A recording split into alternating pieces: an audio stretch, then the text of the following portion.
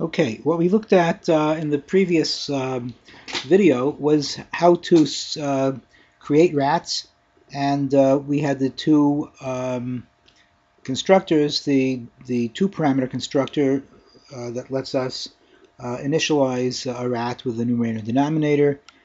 So we can say something like rat x that has 1/2.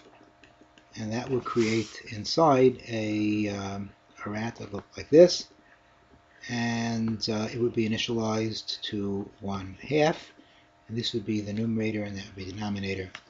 And we also saw that we could have a default constructor, and we actually need one once we have a two-parameter constructor.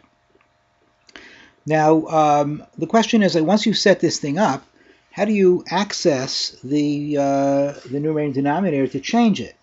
Now, if we were using a struct instead of a class, we could say something like we have an object called x, and I want to say go to the numerator of x, so that would be x dot numerator, and set the numerator to 5, and that would set the numerator instead of 1 to 5. But we can't do that when we declare it as a class, because we saw that by default everything is private.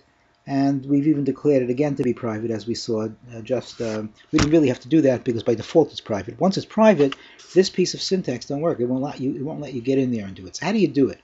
So usually what's done is a number of functions are set up, and we call them accessor functions because their job is to access the different parts of the object.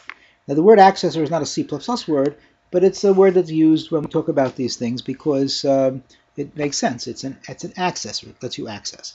So the accessor functions they're part of the public interface, which means that a user of a class can actually call them directly. So if I have that rat set up, and my rat is that rat x that we saw above, and so here's that rat, and it has the 1/2 because we constructed it that way. If I now say using this accessor function, I have 4 of them, notice. This get n. Now I made up these names. These aren't the names themselves. You can any name you want, but these are real functions. They have a name. They have parameters. In this case, there aren't any parameters, but you could pass parameters, and we'll see in a moment. They have return types. They're regular functions. So if I want to, let's say, for example, do the following thing. Let's say cout. I want to print out the numerator of my rat x. So I say cout. Now, when I say cout x, well, that does not work directly, not yet anyway, because the compiler does not know what it means to print a rat. But if I say the following, cout x dot, and then I say get n, and I put the brackets, the parentheses here, because it's actually a function. So what's happening is, this is going to be, this is fine, because what I'm saying is that I have a rat, its name is x, and I'm applying, that's what the dot means, I'm applying the function getN, which means get the numerator to that object x. Now what that's going to return, take a look at this, it's going to return n. So n is an integer, so this will return the integer, this is going to return the numerator, which is going to be 1, and then I'm going to print 1. So that's an example of one of the accessor functions because I'm using it to access parts of my rat. Likewise, if I want to print a denominator, so again I say, well, take my rat x and apply to it, right, that's the dot, the function called get d, get the denominator. Again, no parameters because there aren't any parameters here. It isn't defined without parameters. What that's going to do is it's going to go to my rat, pick out the denominator, which is 2, and it's going to print a 2.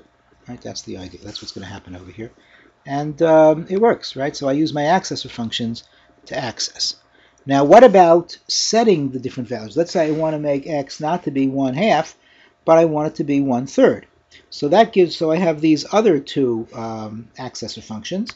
And again, the names are chosen only because they say what they're supposed to do. But these are fairly common names. We talk about them as getters and setters. So I have 2 over here. I have one that's going to let me set the numerator, so I call it setN, and the other one lets me set the denominator, and that's called setD. How do I use those? So once I have my x, I can say, well, take the object x and dot, call on it the function set numerator, and I want to set the numerator, let's say, to be 10. Let's say, for example. What that's going to do is it's going to go back up here, and instead of 1, there's going to be a 10 here. How does that work? Because if you look at the setNumerator function, the setNumerator function is a member function, which means it has access to the particular object and get inside the object and work on the private data. And so what happens is it says, well, take this parameter, take the argument that I pass in here. That argument for the setNumerator function is going to be passed into the numerator. It's going to what's going to do to the numerator? It's going to simply place it. So if I put a 10 over here, it's going to put a 10. Likewise, if I say x, take my object x, and call the setDenominator function on it, I have to get it right, setDenominator function on it, and I say make the denominator 35. So what's going to happen is it's going to come over here, and it's going to replace the 2. The 2 will no longer be there, but instead of the 2, I'm going to get a 35. Right, so a 35 is going to be here instead of the 2. So these are examples of the accessor functions. So now, if you think about what we can do, number one, we can declare variables. I can say, look, I've got a rat, and the name of my rat is X, and I can either have the default initialize it, or I can say, well, I want to initialize it to 1/2. I can also change the values of the numerator and denominator by using my set numerator or my set denominator functions. And I can also get those values, I can get them out by using the get numerator function and the get denominator function.